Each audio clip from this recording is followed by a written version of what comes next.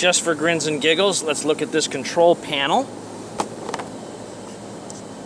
Sorry for the delay here. If I take this panel off,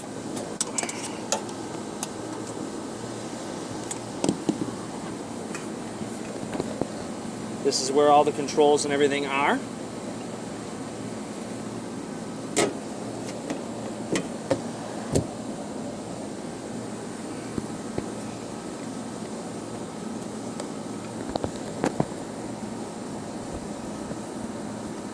Let's see what the pressure is just on the control panel itself.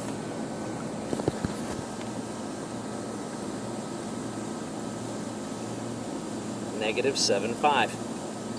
It's sucking air right through the holes there, the holes in the panel, the cracks and seams along, everything.